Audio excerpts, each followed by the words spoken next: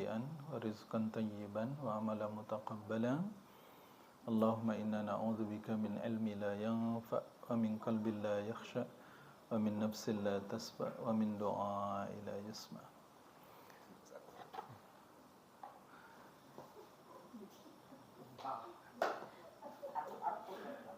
Senjata hilang.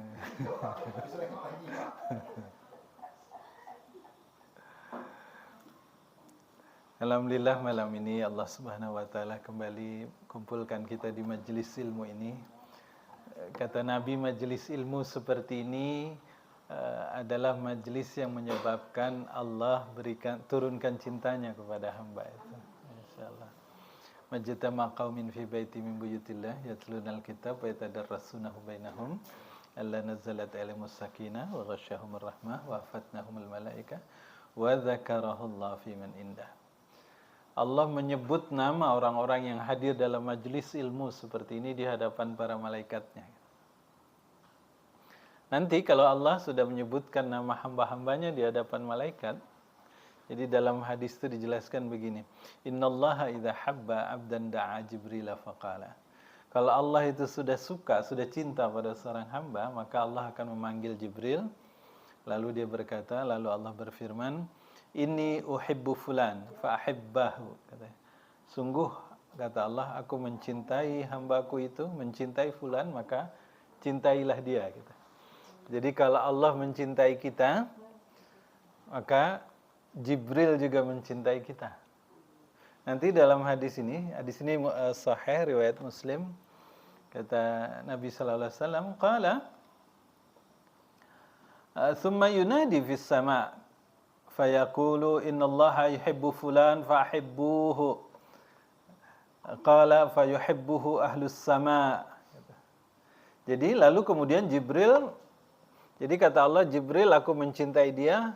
Maka kemudian Jibril berkata kepada seluruh penduduk langit, Allah mencintai dia, aku pun mencintai dia, maka kamu, kata malaikat Jibril, sungguhnya Allah mencintai fulan, maka cintailah ia, lalu penduduk langit pun mencintai hamba-hambanya itu. Masya Allah. Jadi sering-seringlah kita duduk dalam majelis ilmu ini ya.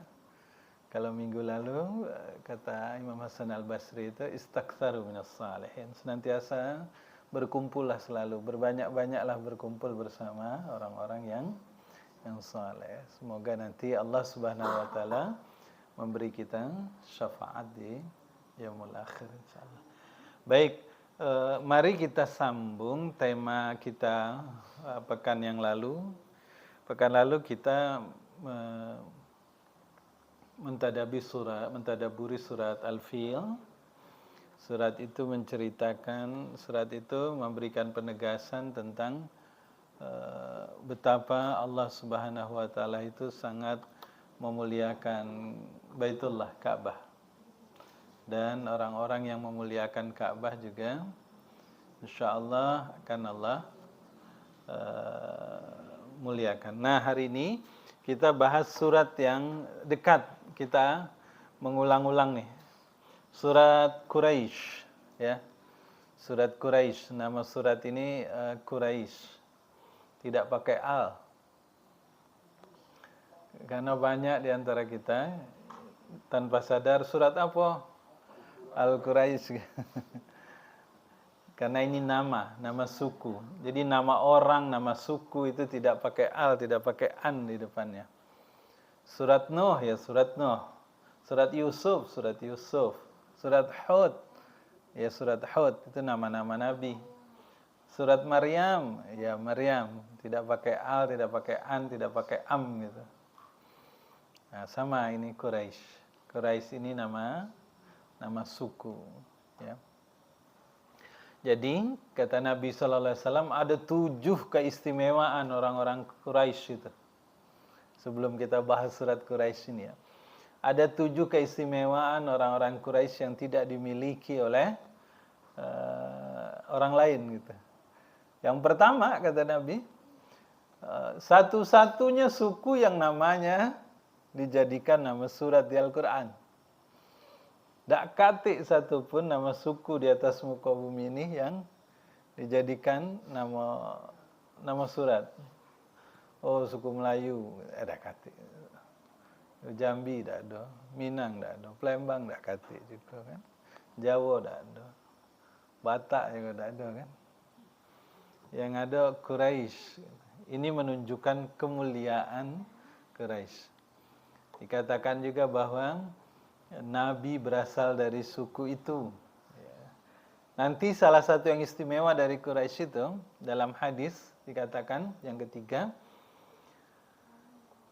ketika seluruh manusia di atas muka bumi ini tidak ada yang menyembah Allah. Jadi ada masuk kata Nabi SAW, ada masuk di muka bumi ini 10 tahun.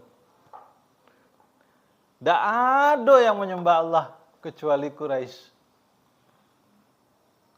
Jadi sempat di muka bumi ini tidak kati lagi orang yang menyembah Allah Subhanahu Wa Taala kecuali Quraisy, dan itu terjadi selama 10 masa itu 10 tahun. Diperkirakan tadi masa antara Nabi Isa dengan Nabi Sallallahu Alaihi Wasallam ketika ada kekosongan kenabian itu. Ada jarak yang begitu lama karena 600 tahun. Jadi semua orang Nasrani sudah Injilnya sudah dirubah-rubah. Yahudi sama Tauratnya sudah dirubah-rubah, bahkan tidak diikuti. Nah, ada masa hanya beberapa orang saja yang masih menyembah Allah gitu. Selama 10 tahun, coba bayangkan. Apa jadinya gitu.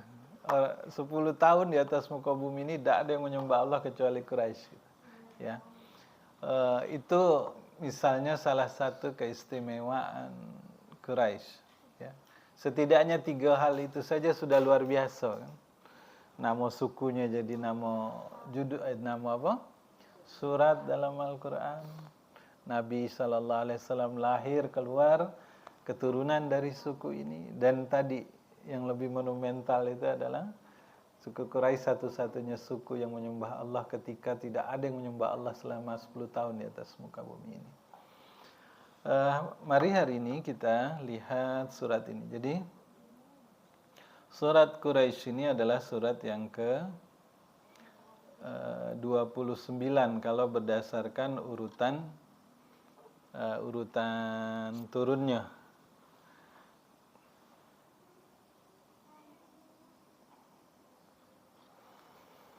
Dia turun sesudah surat At-Tin. Ya, surat At-Tin itu surat ke-28.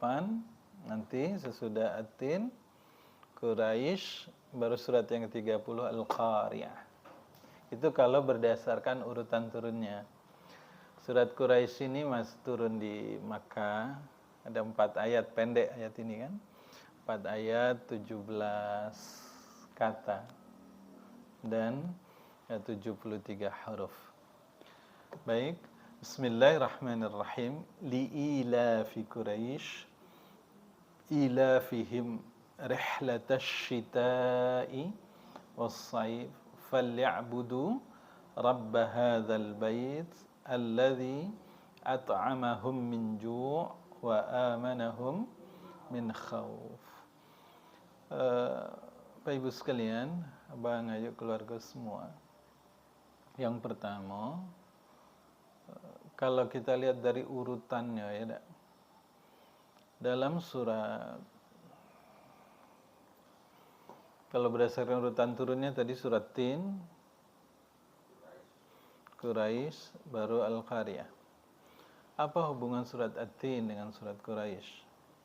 At-Tin dia menceritakan wattini wazzaitun wa turi sinin wa hadzal baladil amin. Allah menyebutkan dalam surat At-Tin, Allah bersumpah atas nama makhluknya, wattini wazzaitun wa turi sinin wa hadzal baladil amin. Allah bersumpah bahwa kota Mekah itu adalah kota yang aman. Kota yang aman. Nah, di dalam surat Quraisy ini diceritakan tentang nikmat Allah yang diberikan kepada orang-orang Quraisy yang ada di kota yang aman itu. Nanti kalau lihat urutan di dalam Al-Quran, Quraisy ini kan 106, 105-nya kemarin Surat Al-Fil. Surat Al-Fil. Surat Al-Fil bercerita bagaimana Allah memberikan nikmat keamanan kepada orang-orang Quraisy. Surat Quraisy ini bercerita bagaimana Allah memberi nikmat berupa kesejahteraan, kemakmuran kepada orang-orang Quraisy, sehingga Allah menyuruh orang-orang Quraisy untuk bersyukur kepada Allah. Ya. Baik, sekarang mari kita lihat.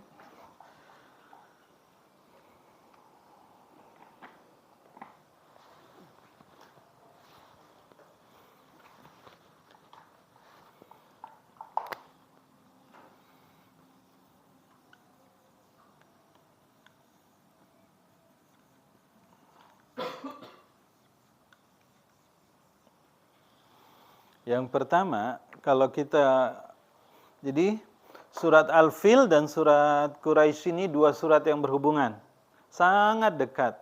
Bahkan kalau pakai sebelum ada Mushaf Utsmani ini, dulu ada Mushaf Ubay juga namanya. Kalau dalam Mushaf Ubay itu surat Al-Fil dan surat Quraisy itu jadi satu surah, tidak dipisah. Tapi dalam kita, Mushaf Utsmani, dia surat yang terpisah. Hanya Umar bin Khattab, kalau beliau jadi imam dalam sholat, kalau rakaat pertama misal maghrib, beliau membaca surat Al-Fil, beliau suka menyambung dengan surat Quraisy tanpa basmalah. Langsung gitu. Ya, seolah-olah dua surat ini adalah temanya satu. Maka kita juga harus memahami surat ini. Nah, awal mula semuanya, dulu zaman Nabi Ibrahim, beliau pernah berdoa ketika mau meninggalkan anak, istri dan anaknya di kota Mekah. Karena disuruh oleh Allah kan membawa Hajar dan Ismail, kemudian ditinggalkan di Mekah. Ketika beliau mau meninggalkan itu, iyalah kan di dekat Hajar dia teguh, saya pernah cerita itu kan. Tidak ada nangis, istilahnya gitu kan. Tapi sesudah dia di puncak bukit, dia tengok dari atas, istri dan anaknya sendirian, berdua itu, barulah bercucuran air mata dia. Nabi Ibrahim itu dalam tafsir Al-Qurtubi. Lalu beliau berdoa, dan Allah abadikan doanya. Dan Allah kabulkan kedua doanya itu. Itu kala Ibrahim, Rabbi ja'al hadza baladan amina warzuk ahlahu minas samarat. Kata Nabi Ibrahim, ya Allah, jadikanlah negeri ini, maksudnya tempat beliau meninggalkan anak dan istrinya itu baladan amina. Baladan negeri, amina aman. Jadikanlah tempat ini tempat yang aman. Dan Allah kabulkan itu. Jadi doa pertamanya, baladan amina ini, negeri yang aman, ini Allah kabulkan, dan ini Allah ceritakan dalam surat Al-Fil. Doa berikutnya, Rabbi ja'al hadza baladan amina warzuk ahlahu minas samarat, dan berilah rizki kepada penduduknya, itu kan, minas samarat, ya buah-buahan, makanan maksudnya. Dan Allah kabulkan juga doa itu. Dan ini Allah sampaikan, Allah ulang, Allah tegaskan dalam surat Quraisy. Ya. Makanya wattini wazzaituni wa hadzal baladil amin. Atau nanti dalam surat apa? Al-balad la uqsimu bihadzal balad wa anta hillum bihadzal balad wa walidi wa ma walad. La uqsimu bihadzal balad. Allah bersumpah demi negeri ini, maksudnya demi negeri Mekah yang aman gitu ya. Baik. Nah, pekan lalu kita sudah bahas ini. Nah, hari ini insyaallah kita bahas surat Quraisy ini, ya. Jadi sekali lagi, ini tidak lepas, Mekah ini tidak lepas dari doanya Nabi Ibrahim alaihissalam. 3000 tahun sebelumnya kurang lebih. Jadi kita berdoa, mungkin kita tidak nengok. Kita punya doa, punya hajat untuk anak keturunan kita, ya tak? Mungkin zaman kita hidup, kita tidak nengok doa itu dikabulkan. Gitu. Tapi jangan karena kita tidak nengok doa kita itu terkabulkan, jangan kita kemudian putus asa. Bisa jadi baru nampak kaget sudah kita wafat pada anak-anak kita, pada cucu kita. Jadi jangan bosan-bosan doai anak-anak sama cucu ini kan ya. Rabbi habli minas salihin, Rabbi auzi'ni an ashkura ni'mataka allati an'amta alayya wa ala walidayya wa na'mala salihan tardah, misal gitu. Wa aslih li fi dzurriyyati. Dalam Al-Qur'an misal disebut doa-doa untuk anak itu ya. Nah, ini kurang lebih pengantar. Sekarang mari kita masuk kepada Quraisy ini. Jadi, Bapak Ibu sekalian yang dirahmati Allah, Abang Ayu, sebelum kita masuk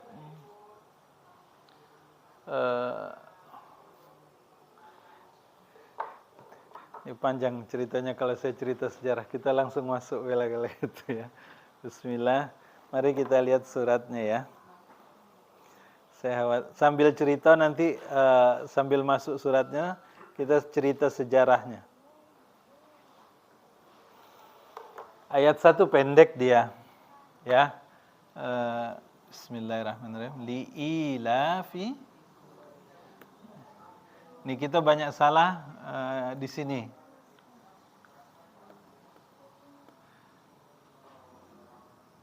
Li'ilafi Quraisyin. Gini tak, Pak? Li'ilaf. I-nya 2 rakaat. Oh, lamnya panjang, maaf saya. Ilaf. Ya, panjang mat ya. Kalau di Al-Quran ditulis pakai apa? Dipisah. Tapi sama B ya, cara penulisannya. Yang sering kita salah baca ini adalah li'ilafi. I-nya pendek, li'ilafi Quraisy. Ini hati-hati. Tengok nian waktu baca ini, li'ilafi. Kadang ininya pendek, kadang ininya pendek. Padahal dua-duanya pakai mat. Ya, mat asli. Li'ilafi, ilaf. Ya. 2 harakat ini jangan dipendekkan. Li'ilafi Quraisy. Ayat 1. Li ini karena, artinya karena. Maka jadi pertanyaan oleh ahli tafsir. Baru mulai surat kok langsung karena gitu. Tidak lazim dalam sebuah kalimat, dalam sebuah kata, baru mulai cerita sebuah ya, kalimat kok tiba-tiba langsung karena. Sebabnya apa gitu. Nah, itulah makanya kata Umar bin Khattab ataupun kata Ubay bin Ka'ab itu, kenapa beliau menyambung antara Al-Fil dengan Quraisy? Karena ini menyambung dari surah Al-Fil. Kenapa Allah Subhanahu wa taala muliakan Makkah itu? Gitu. Karena kebiasaan orang-orang Quraisy katanya gitu. Ya. Karena ilaf ini artinya kebiasaan. Quraisy tadi, ya. Nah, mari kita bahas ini sekarang. Karena kebiasaan orang-orang Quraisy. Apa kebiasaan orang-orang Quraisy itu? Rihlatas syita'i was-saif. Mereka suka melakukan perjalanan di ayat 2-nya. Asy-syita, syita itu musim dingin, as-saif itu musim panas. Ila fihim rihlatash syita'i was-saif. Saya tulis dulu ayatnya. Ila fihim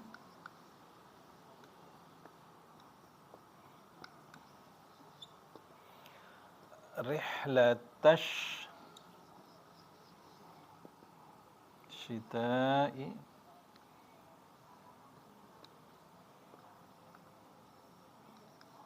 as-saif.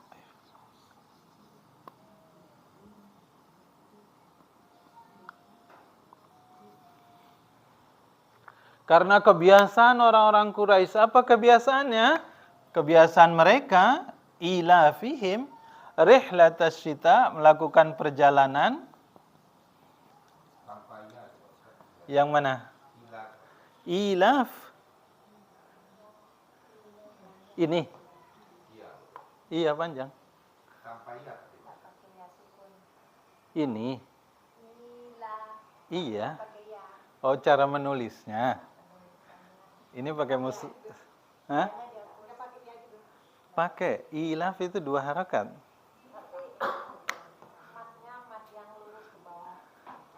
Saya ikut juri lah. Ini gini.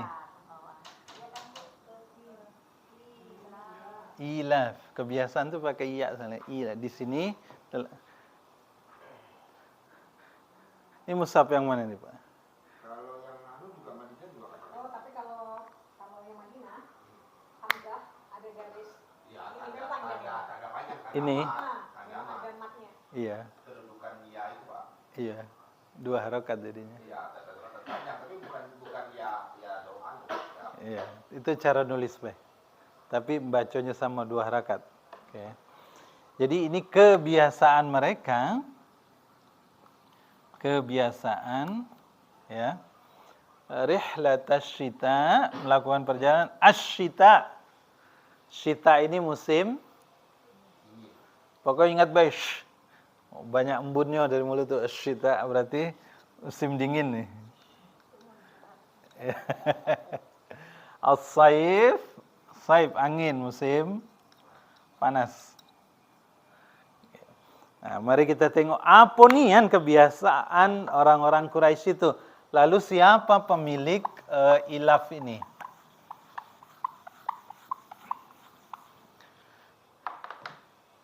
Jadi dalam tafsir dibicarakan ini karena kebiasaan orang Quraisy. Apa kebiasaannya itu? Ya. Jadi dulu di Mekah itu kan 2 musim, musim panas dan musim dingin. Awalnya, jadi 2 cerita nih ya.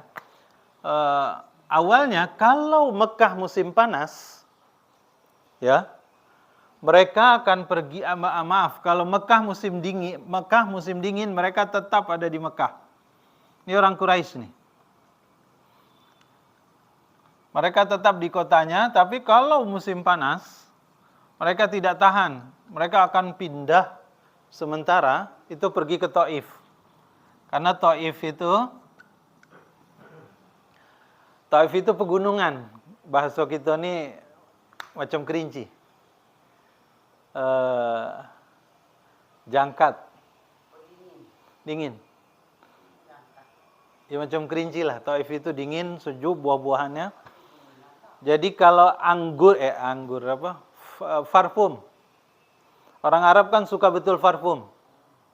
Itu parfum dari apa? Bahan dasarnya bunga. Bunganya dari mana? Dari Taif. Jutaan kilo, kadang bunga itu jutaan yang dia buat dihasilkan di Taif itu, yang kemudian dijadikan parfum oleh orang Arab gitu. Mereka ngolahnya lah tergantung bunganya bunga apa, maka wanginya juga beda-beda. Tapi sumber utama parfum Arab itu dari Taif bunganya. Maka kalau kita jalan ke Taif, kita diajak tidak hanya ke kebunnya, nengok-nengok bukit-bukit yang kalau pas musim. Kalau tidak ketemu juga. Nengok kebun, bunga-bunga yang berhampar luas warna-warni gitu ya. Plus juga ke pabrik parfumnya. Balik ke sini, jadi kalau di Mekah musim panas, orang Mekah zaman dulu itu, mereka tetap di Mekah, kalau musim dingin, mereka tetap di Mekah. Kenapa? Masih sanggup mereka melawannya. Tapi kalau musim panas, tidak telap mereka. Mereka pergi ke Taif gitu. Jadi rihlah perjalanannya ini, perjalanan orang Mekah zaman dulu, itu hanya untuk menghindari diri dari suhu yang ekstrim. Ya, mereka melakukan rihlah ini karena faktor suhu udara. Terpaksa perginya. Awalnya begitu. Ya. Lalu yang kedua, kondisi di Arab itu, di Quraisy,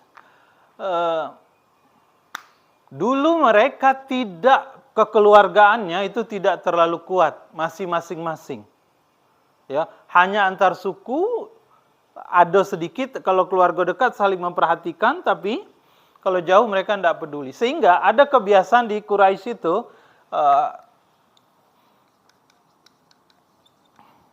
nama kebiasaannya itu bahasa Arabnya i'tifad. Na'tafid kalau bahasa yang lain gitu. Apa ini?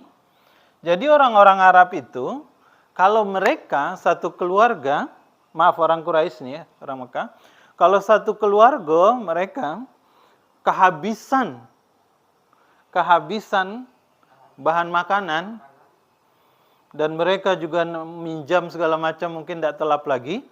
Jadi dulu Quraisy ribawinya itu dahsyat. Membungokan itu. Yang kaya makin kaya, yang miskin habis pokoknya. Gitu kan? Yang kaya ya teruslah melakukan usaha gitu, yang miskin enggak. Nah, jadi ada kebiasaan mereka, kalau sudah tidak mampu lagi apa-apa, maka satu keluarga itu akan pergi ke lembah atau ke tempat yang tersembunyi. Mereka berdiam diri di sana, sampai kemudian mereka, bahasa kini itu bunuh diri, mati. Menahan lapar gitu. Karena tidak ada lagi anak mereka minta gitu. Orang tidak peduli gitu. Nah, zaman kemudian, jadi Nabi nih ya, ini kan Nabi kita ya, Nabi Muhammad. Nabi Muhammad punya bapak namanya Abdullah. Abdullah punya bapak namanya Abdul Muthalib. Ini cerita bapak ke bapak nih. Abdul Muthalib punya bapak lagi namanya Hashim. Hashim punya bapak lagi namanya Abdul Manaf. Sampai sini dulu. Panjang kakek. Nah, kebiasaan itu dari dulu. Nah, pas zaman ini, pas zaman Hashim, jadi ada anaknya namanya Asad. Asad ini ngadu ke dia, ke ibunya pertama sekali, Bu. Oh, kawan kami nak pergi katanya, nak tafid nih. Ibunya, temannya, jadi anaknya Hashim ini sambil menangis, yang namanya Asad tadi ya, ngelapor sama ke ibunya, ke istrinya Hashim ini. Kawan kami mau nak tafid bersama ayah dan ibunya. Gitu. Sambil menangis karena dia sedih akan kehilangan teman gitu. Melihat anaknya bersedih itu, maka kemudian istri dari Hashim ini mengumpulkan makanan yang ada di rumahnya, dikirimlah ke rumah kawan anaknya itu, sehingga tidak jadi mereka keluar dari kota Mekah untuk mengucilkan diri. Tapi tidak lama sesudah itu datang lagi Asad, cerita lagi. Kebetulan bapaknya dengar, Hashim. Bapaknya dengar, maka dia marah, sedih betul, dia kumpulkanlah. Jadi Hashim ini termasuk ini garis pemimpin Mekah nih Pak ya. Jadi ibaratnya dia gubernurnya Mekah lah gitu kan. Orang yang dituakan, disegani di Mekah. Dia kumpulkan orang-orang Quraisy, kemudian dia bilang, mulai sekarang tidak boleh kita biarkan ada keluarga kita, suku kita yang na'tafid i'tifad itu. Kenapa? Harusnya kita berpikir memperbanyak orang, memperbanyak suku, memperbanyak keluarga. Agar apa? Agar suku kita semakin disegani. Kalau ini dibiarkan, maka lama-lama keluarga kita akan habis. Dan habisnya kemudian dalam kondisi yang tragis, menyedihkan itu. Maka ini tidak boleh terjadi. Setiap keluarga harus bantu, saling membantu. Maka kemudian Hashim motong unta, diceritakan dia motong unta, motong domba, motong kambing, banyak. Dia ambil gandumnya, dia bikin, jadi Hashim ini bahasa Arab, artinya pembuat roti. Arti namanya. Nama asli dia ini Amr. Tapi karena dia pandai membuat roti, maka dipanggil Hashim. Hashim itu artinya pembuat roti, Pak. Kalau ada yang namanya Hashim? Ada profesinya aja, Pak. Profesinya Pak roti. Nah, tapi orang mulia tapi. Gelar. Ya, enggak. Orang yang memberi makanan kepada orang banyak dengan cara mengolah gandum. Jadi orang pertama di Mekah yang mengolah gandum menjadi roti Di mana dia bisa karena dia belajar ke Syam. Nah, itu beliau Amru ini, maka dia diberi gelar Hashim. Jadi selain dia potongi kambing, dia potongi unta, dia potongi domba, dia panggil orang-orang Mekah, kemudian saling berbagi. Sehingga mulai saat itu sepakat semua orang Mekah, tidak boleh lagi ada orang yang karena terjerat hutang, terjerat bungo segala macam, kena pinjol, boleh gantung, tidak boleh lagi gantung diri gitu.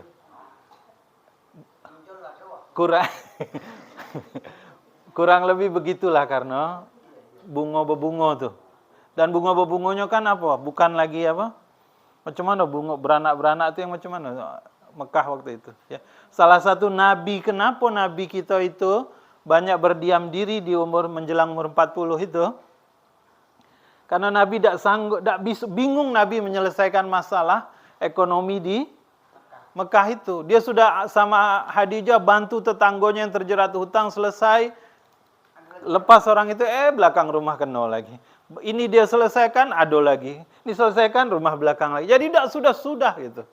Sehingga dia ada dalam, kalau dalam bahasa sirah itu, Nabi berada dalam kegalauan yang misterius gitu. Karena dia tidak tahu macam mana cara menyelesaikan masalah ini. Sehingga beliau kemudian berkhalwat ke Gua Hira. Salah satu logika ilmiah yang kemudian kita tangkap kenapa Nabi berkhalwat itu.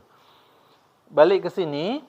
Jadi oleh Hashim, singkat cerita, ya, semua tidak boleh lagi. Jadi budaya ini dihapus oleh Hashim nih. Tidak boleh ada lagi terjadi. Lalu yang kedua, apa yang beliau lakukan? Hashim membuat aturan. Setiap keluarga kaya pedagang harus mengambil orang dari keluarga miskin, tidak mampu untuk ikut dalam kafilah dagangnya. Untuk ikut dalam kafilah dagangnya. Maka singkat cerita, sejak zaman Hashim ini betul-betul tidak terjadi lagi. Karena seluruh rumah, tidak ada satupun rumah yang kepala keluarganya atau ada anak lelaki di situ yang tidak berpenghasilan. Semua kemudian berpenghasilan. Ya, jadi itu Hashim. Ilaf, kebiasaan ini kebiasaan apa? Dulu, saya balik cerita sini. Satu, mereka melakukan perjalanan karena faktor suhu. Sekarang di-mix, kalau bahasa kini itu di-mix. Oleh Hashim, selain dipersaudarakan antar keluarga di Mekah itu, setiap keluarga kaya harus bawa keluarga yang miskin untuk jadi pegawainya. Dagang ini. Jadi ilaf, ini ilaf artinya kebiasaan. Sekarang pertanyaannya dalam tafsir, siapa orang yang memulai kebiasaan ini? Namanya ilaf, kebiasaan kan namanya biasa dimulai dari dipaksa kan? Segala sesuatu yang tadinya awalnya biasa saja dipaksa akhirnya jadi kebiasaan. Ilaf itu kebiasaan yang dilakukan dengan senang dan bermanfaat. Itu artinya. Kalau dalam tafsir, ilaf ini dalam kamus bahasa Arab, ilaf itu, alaftu syai' ilafan wa alaftu syai' ilafan, sesuatu yang dikerjakan karena menyenangkan dan bermanfaat. Nah sekarang kenapa ilafnya kebiasaan yang menyenangkan dan bermanfaat? Mari kita tengok. Jadi ilafnya adalah melakukan perjalanan, nih rihlah ini. Tadinya mereka rihlah hanya karena suhu. Sekarang enggak. Jadi Hashim ini, ya, jadi Abdul Manaf ini hebat. Punya anak 4 orang. Ya, satu namanya Hashim.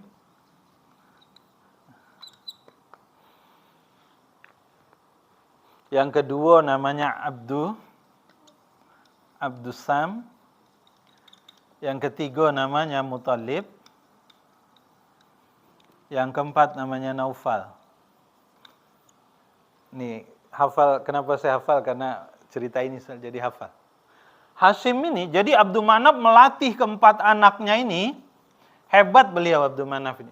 Melatih keempat anaknya untuk membangun hubungan dengan berbagai negeri. Dan beda. Hashim dikirim oleh Abdul Manaf itu ke Syam. Syam sekarang Palestina, Suriah, Jordan, dan Lebanon. Ya. Kalau Abdus Syam, dia dikirim ke Habasyah. Habasyah yang kita ceritakan kemarin. Nyebrang laut, Ethiopia, Eritrea, Sudan. Kalau Muthalib, ini beliau kirim ke Yaman. Naufal ini ke Persia. Persia itu Irak dan Iran sekarang. Basrah, Kufah. Ya. Nah, keempat orang ini kemudian membangun hubungan dengan raja di sana. Pemimpin-pemimpin di sana. Sehingga kemudian mereka semua berkenalan. Jadi seperti Hasim saja dia sudah dianggap seperti keluarga raja. Karena sudah berhubungan, berkenalan. Sehingga raja kemudian mengeluarkan titah, Raja Syam itu, bahwa Hasim adalah orang yang keluarga saya tidak boleh diganggu. Begitu juga ini Abdus Syam, Muthalib, Naufal masing-masing membangun hubungan dengan Habasyah, dengan Yaman, dengan Persia. Gitu. Jadi beliau-beliau inilah yang kemudian ibarat sekarang tuh jadi guide perjalanan tuh. Kalau nak pergi ke Pulau Berhala, payuh aku ajak, aku kawani aku antar kemana gitu. Kalau nak ke Bali, payuh aku antar nak kemana, guide lah gitu kan. Dan aman, tahu jalurnya, tahu. Di Padang Pasir waktu itu budayanya seperti yang kita banyak tengok di film. Orang hidup dengan membegal. Ya. Mata pencarian mereka satu berternak. Ya dak. Kalau cocok tanam terbatas daerahnya. Maka ada suku di Mekah itu nama sukunya Al-Ghifar. Ghifari. Ghifar itu bahasa Indonesianya begal.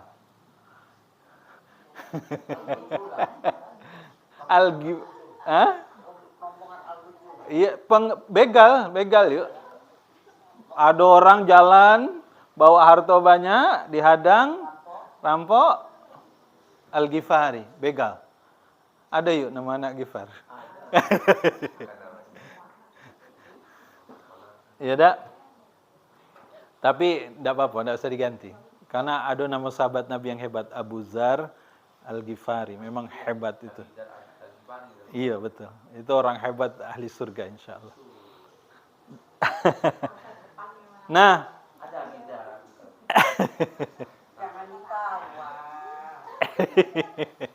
Lah, balik ke sini. Jadi, kalau begal itu, jadi kalau dengar siapa yang bawa, siapa pengawalnya, orang Mekah, mereka tidak berani. Kenapa mereka tidak berani? Karena mereka pasti akan berkunjung setiap musim haji ke Mekah. Daripada dia ditolak, diusir, tidak boleh masuk karena mengganggu orang Mekah. Akhirnya tidak ada yang berani mengganggu kafilah dagang yang dibawa oleh beliau-beliau ini. Daripada kami tidak bisa naik haji, ibaratnya di embargo gitu, dicekal. Lebih baik jangan ganggu dia gitu, karena dia pasti balas kaget gitu kan, balasnya musim haji tidak bisa masuk gitu. Nah, itu sebab kenapa orang ini awalnya itu sebab kenapa mereka kalau jadi guide itu aman. Jadi kalau ada rombongan dagang nampak bendera Quraisy tidak ada yang ganggu. Kalau kita nonton film-film Genghis Khan segala macam gitu kan, itu kan cerita saling begal baik itu. Bukan cuma begal harta, begal hewannya. Istri dan anaknya pun dibawa kan gitu. Iya tak? Dan itu ada yang diambil, ada yang dijadikan istri, ada yang dijual dijadikan budak. Nah, kebiasaan, jadi ashabul ilaf, orang yang membangun kebiasaan itu orang berempat nih. Nah, sekarang baru kita masukkan ya. Awalnya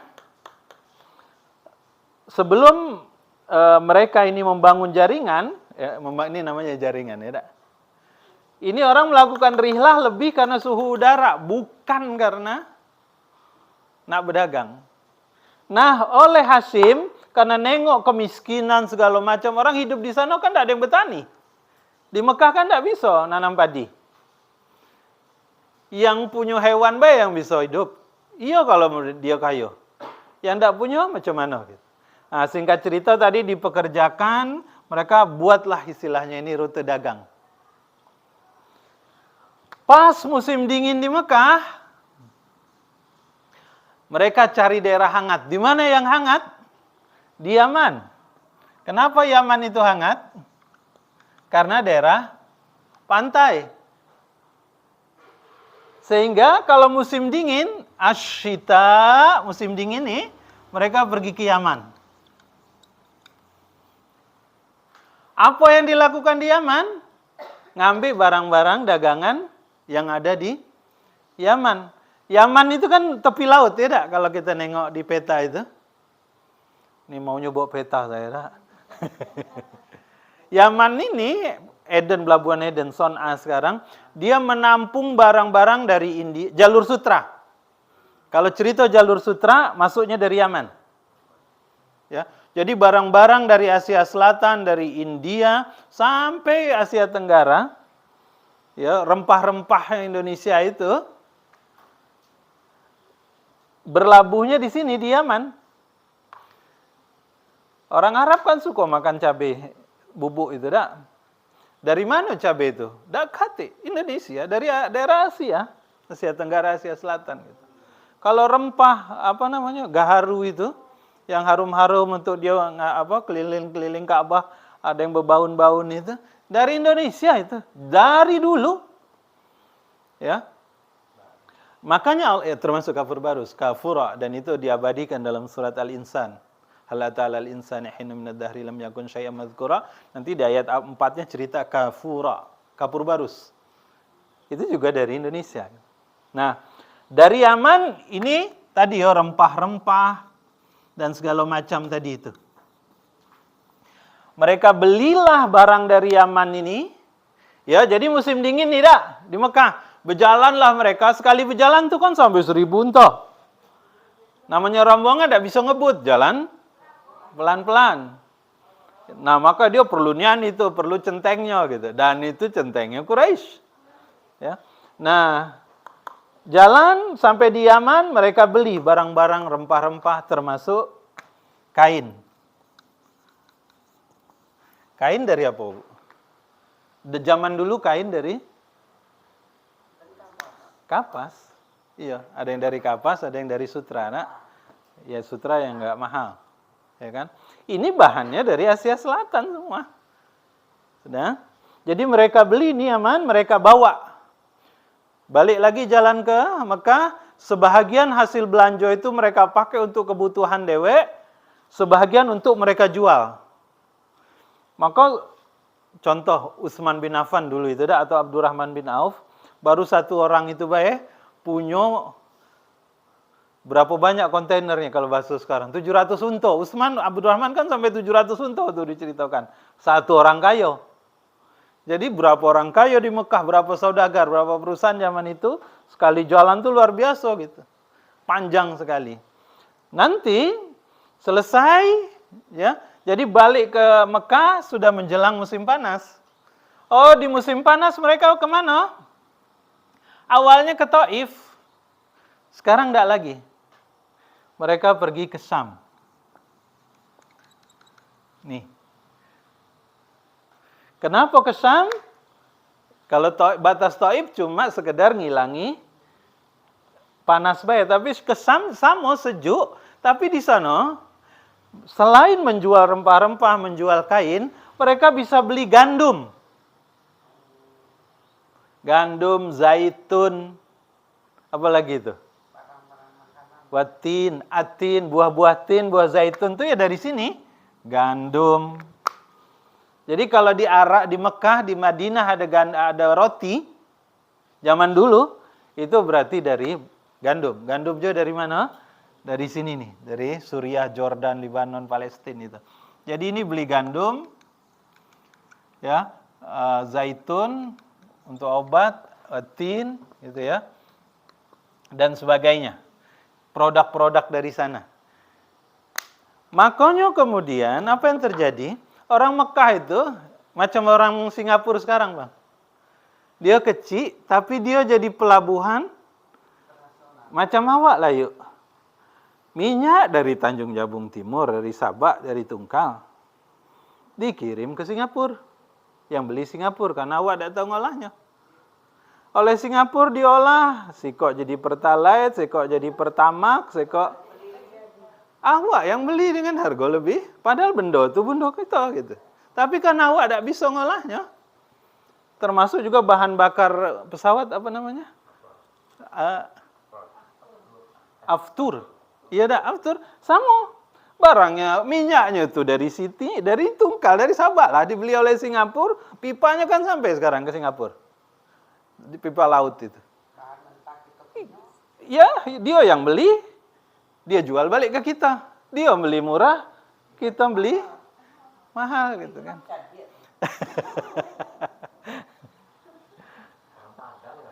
Apa kalau apa Mi bahasa Padang Mi? Santiang, ah? Jadi begitu. Jadi paham ya? Jadi yang membangun kebiasaan ini Hasyim kakak beradik. Berjalan mereka itu Hasyim, kalau ke Sam Hasyim jadi komandannya dan dia yang menjamin keselamatan di sana. Kalau jalannya ke Yaman, ini Muthalib yang paling depan. Sebahagian ke Persia berarti Naufal, sebagian ke Habasyah berarti Abdussam gitu. Jadi mereka melakukan perjalanan itu betul-betul tidak hanya membuat badannya tetap sehat karena tidak kena panas nian, tidak kena dingin nian, dan plus dia dapat duit. Jadi rihlah perjalanan, rihlah ini wisata, jalan-jalan. Awak jalan-jalan ngabisi duit. Kalau orang Arab jalan-jalan tidak bawa duit. Itu bedanya ya. Nah, sudah. Jadi mereka tidak hanya berhasil mengatasi masalah suhu udara, tapi mereka berhasil mengatasi masalah ekonominya. Seluruh rakyat sana makmur. Makanya kita dengar macam mana? Misal bapaknya, ini contoh, bapaknya Khalid bin Walid. Namanya Walid bin Mughirah. Itu orang kaya.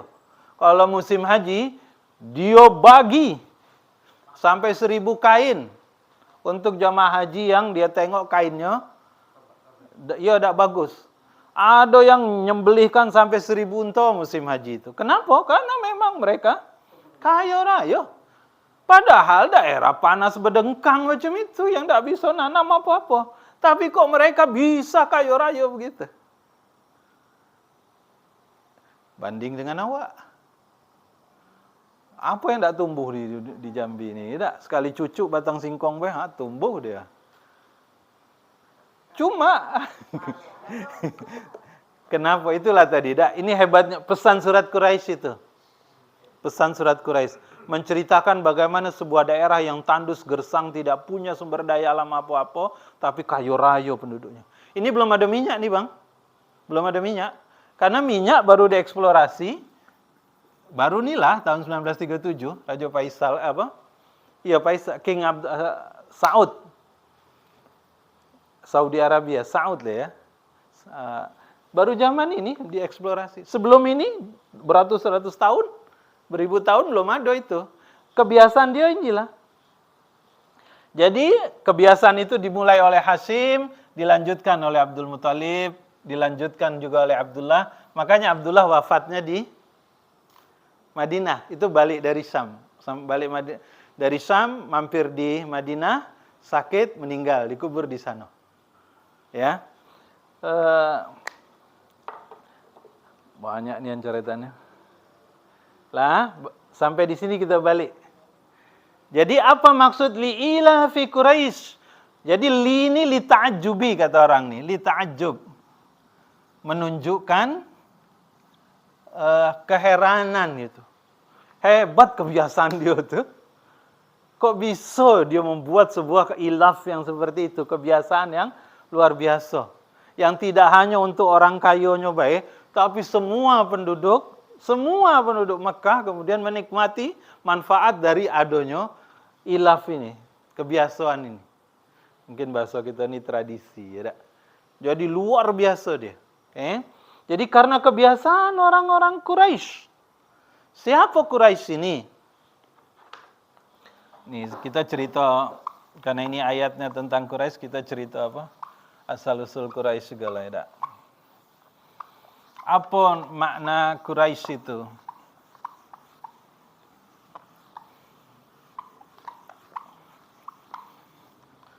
Quraisy itu dalam tafsir, dan ini dijelaskan dalam tafsir Al-Mawardi,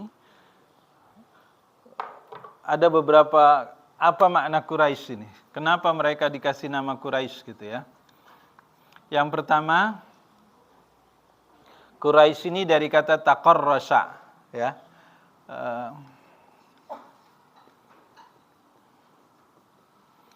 Taqarrasha ini artinya berkumpul kembali.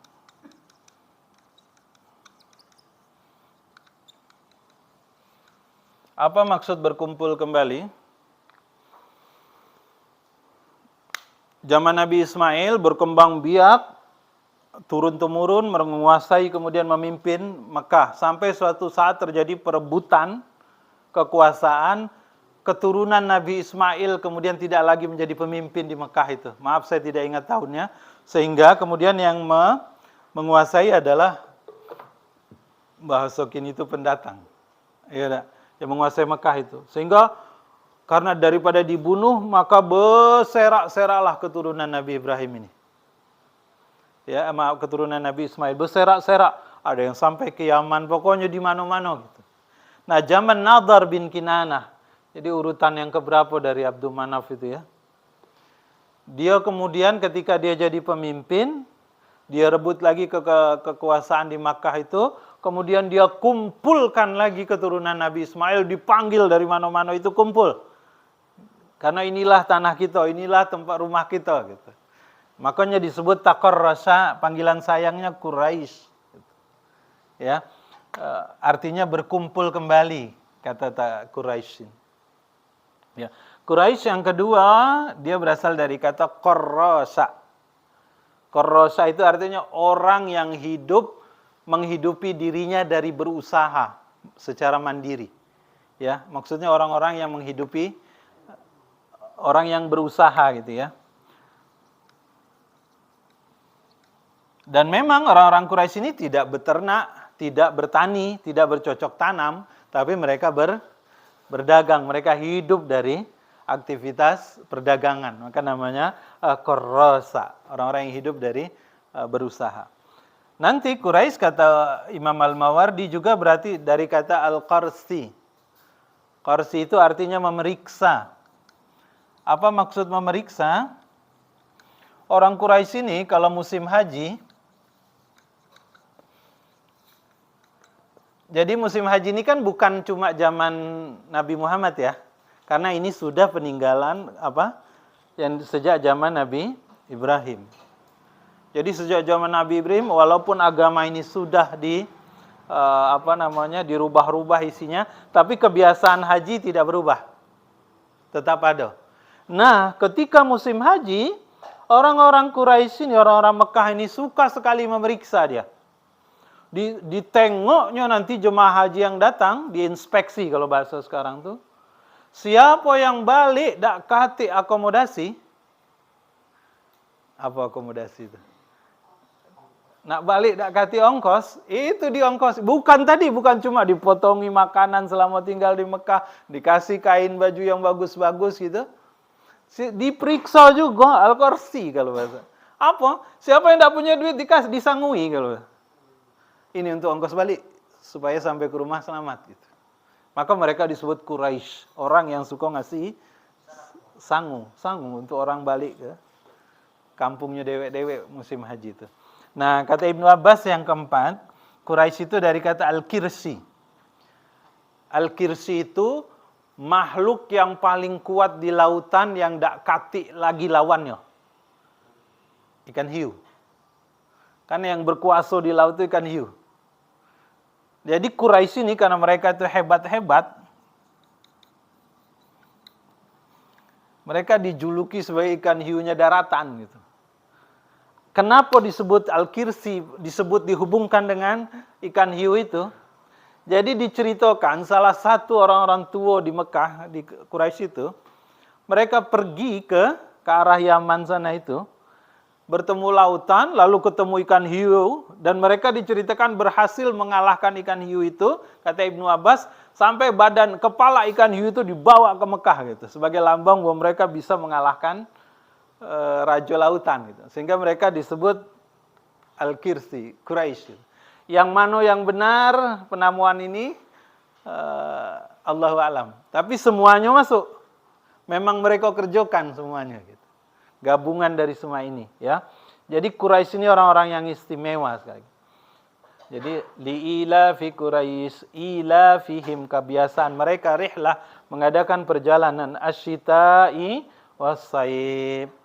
Kalau jalan begini orang yang jangankan yang jadi yang punya perusahaan lah istilahnya. Pekerja-pekerja itu baik, upahnya luar biasa. Macam Nabi ngolah kekayaan. Nabi kan bawa ini juga nih, Rihlat Asyita Wasaib umur 20 sampai 25. Kekayaannya Khadijah. Itu sekali balik dalam buku sirah dijelaskan, Nabi upahnya itu 2 unta besar, 2 unta dewasa. Ya harga-harga semobil lah, sekok mobil gitu. Jadi masing-masing itu dahsyat kekayaannya, ya. Artinya secara ekonomi mereka makmur. Makmur sebagai sebuah komunitas, bukan makmur sekok dua.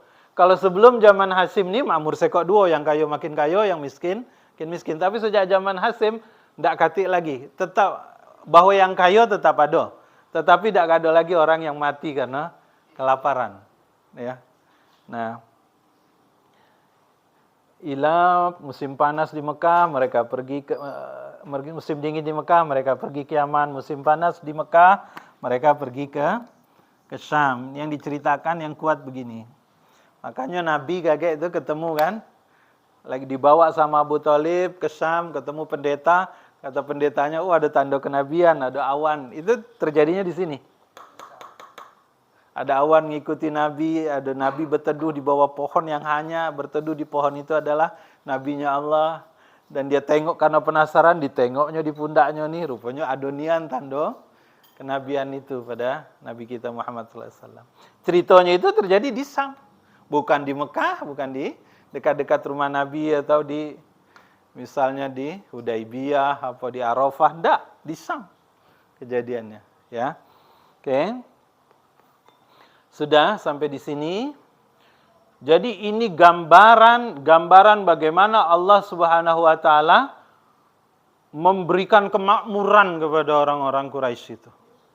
Padahal secara ekonomi mereka tidak mampu, secara sumber daya alam mereka tidak punya apa-apa, tapi kok secara ekonomi mereka kaya raya gitu. Salah satunya tadi balik ke doa Nabi Ibrahim. Jadi Allah kabulkan doa Nabi Ibrahim bahwa penduduk Mekah itu orang yang secara ekonomi cukup, makanannya cukup. Dan diberi keahlian, diciptakanlah oleh Allah Subhanahu wa taala skenario-nya seperti ini. Makanya pada ayat 3, "Falyabudu." Nih, saya hapus dulu ini. Ada yang menarik di ayat ini. "Falyabudu rabb hadzal bait." Apa yang menarik di ayat ini? Karena kata Allah, "Falyabudu rabb hadzal bait." Maka bersyukurlah kamu. Ya, jadi perintah Allah beribadahlah kamu, sembahlah, falyabudu rabb hadzal bait. Dulu orang Mekah paling tidak suka di awal-awal kenabian kalau disebut nama Allah itu tidak mau mereka. Mereka mengenalnya Rabb. Maka dalam perjanjian sampai perjanjian Hudaibiyah pun ketika Nabi menyebut Bismillah dengan menyebut nama Allah Ar-Rahman Ar-Rahim, mereka tidak mau tolak. Oleh Nabi, oke, dihapus Ar-Rahman Ar-Rahim, Bismillahnya saja, tetap ditolak sama orang Mekah. Jangan pakai nama Allah. Pakainya apa? Rabb. Jadi ditulislah dalam perjanjian Hudaibiyah itu tahun ke-7 Hijriah itu Bismi Rabbik, dengan menyebut nama Rabb gitu. Nah, makanya jadi salah satu ciri-ciri ayat Makkiyah yang turun di Mekah, kalau ada tulisan Rabb itu kemungkinan besar itu ayat Makkah. Ya.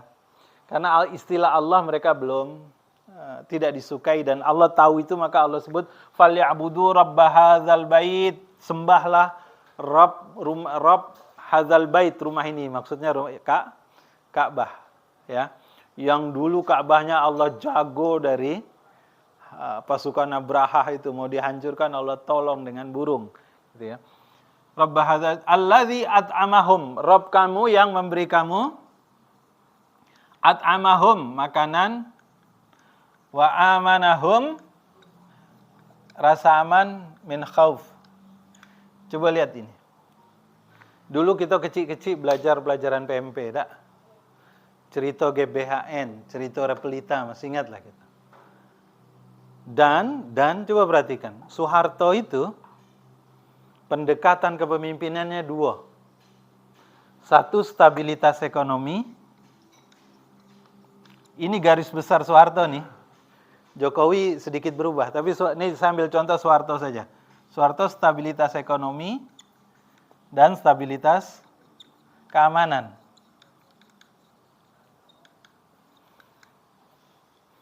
Kenapa cuma dua ini? Ekonomi dan keamanan gitu.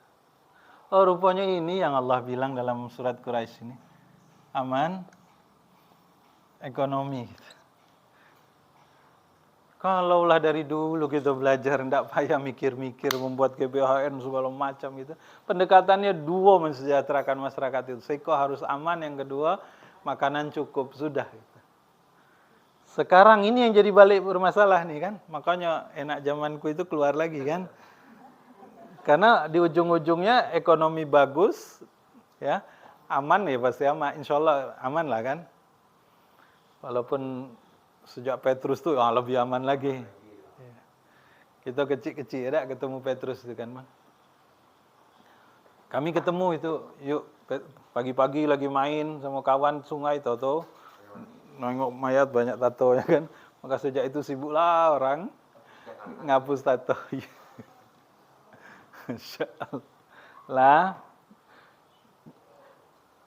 فَلْيَعْبُدُوا رَبَّ هَذَا الْبَيْتِ الَّذِي أَطْعَمَهُم مِّن جُوعٍ وَآمَنَهُم مِّنْ خَوْفٍ.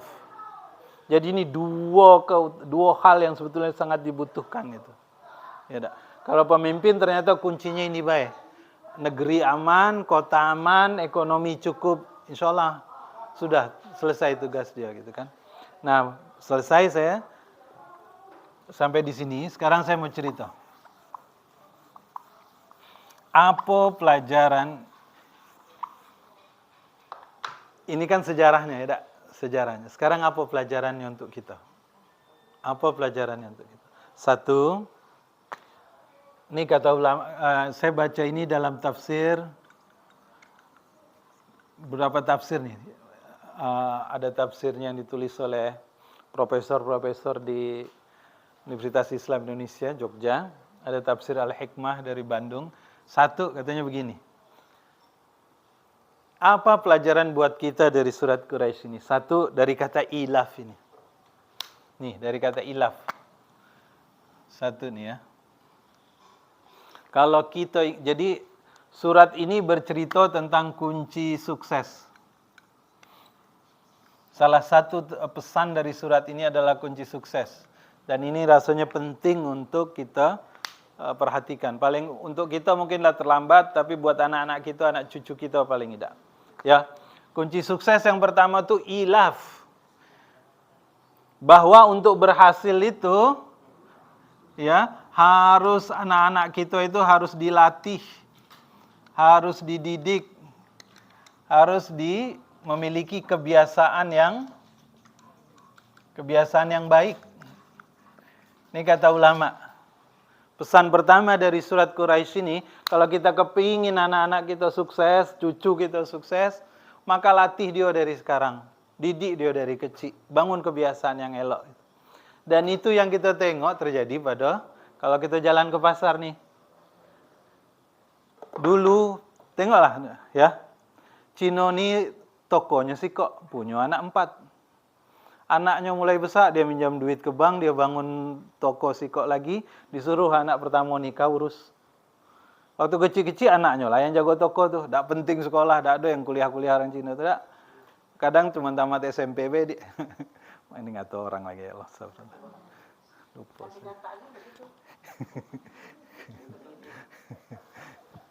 Itu kebiasaan yang baik lah dari dia. Iya tak? Ya dari SMP, kadang tidak sekolah mereka, orang-orang kita Tionghoa itu, tapi tadi, baru SMP, balik sekolah lah, disuruh dia jago toko, dididik, dilatih, macam mana nyari duit itu. Dan akhirnya apa? Anak 4 punya ruko 4, punya toko 4. Iya tak? Masing-masing punya toko dewek-dewek, dan berhasil, dan ya itulah yang terjadi kini tuh. Makanya negeri kita nih, Dia dididik awak. Oh, kalau SMP, tamat SMP, SMA dulu, tamat SMA, kuliah dulu. Tiba-tiba lah selesai kuliah, tak kepake ilmu tuh. Ya kan? STIH kata guru saya itu. STIH.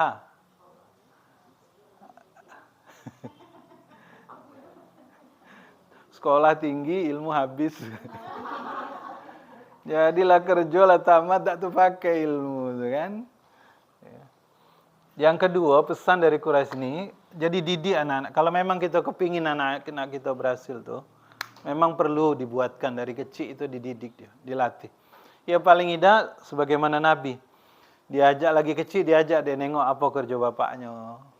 Diajak sekali-sekali ikut ketika bapaknya kerja. Kadang emaknya kerja ikut gitu. Sekali-sekali supaya dia tahu. Diarahkan. Bimbingan karir lah kalau bahasa sekarang. Bimbingan profesi kalau bahasa di sekolah itu kan. Lalu yang kedua, hikmah dari surat Quraisy ini pesannya adalah Quraisy ini punya citra yang bagus. Dikenal oleh seluruh Jazirah Arab itu bahwa mereka punya memang orang-orang yang dikenal baik. Kalau bahasa sekarang tuh pencitraannya bagus. Citranya positif. Maka ingatkan juga kepada anak-anak kita kalau cerita ekonomi itu penting memiliki citra yang positif itu. Citra itu bukan masalah hasil untung atau rugi, tapi citra itu kepercayaan orang. Bagaimana orang percaya sama kita. Dan ini yang dimiliki oleh Quraisy. Maka siapapun itu tadi, kalau berhubungan sama Quraisy, mereka percaya. Lalu yang ketiga, pesan dari surat Quraisy ini, kunci sukses itu adalah ilaf Quraisy rihla asyita. Rihlah ini menunjukkan networking kalau bahasa tungkal tuh. Apa networking nih? Jaringan, koneksi. Iya tak? Koneksi. Macam mana kok orang Quraisy bisa berdagang sampai ke Syam? Karena koneksinya sudah dibangun oleh Hasim.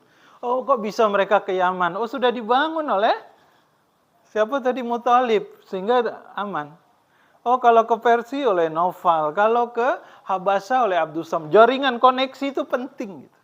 Jadi salah satu kunci sukses itu juga membangun koneksi. Maka kalau anak-anak kita kuliah itu, anak-anak kita sekolah, jangan cuma suruh belajar baik. Suruh juga dia berorganisasi, kenali kawannya dari mana-mana. Sehingga kalau dia nak ke Bandung, ada kawannya. Dia nak ke Jogja, ada kawannya. Misal gitulah kan. Dia di Jambi, kuliah di Unja. Dia nak ke Tungkal, ada kawannya. Nak ke Bungo, ada kawannya. Tak pening dia. Gitu.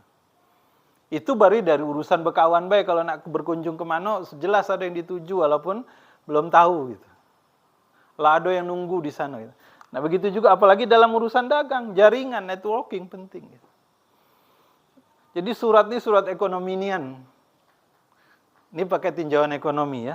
Lalu yang keempat, kunci sukses itu menurut surat ini adalah timing. Pentingnya memperhatikan waktu. Kalau di Mekah musim dingin, kemana perginya? Yaman. Oh, kalau Mekah musim panas, kemana perginya? Syam. Ini kan urusan timing. Jangan dibalik. Musim dingin ke Syam, musim panas ke Yaman. Oh, mati. Justru balak gitu kan. Jadi betul-betul perhatikan masalah timing ini. Orang nanam cabai, galau-galau nanam cabai. Karena cabai lagi mahal, galau-galau orang nanam cabai. Sudahannya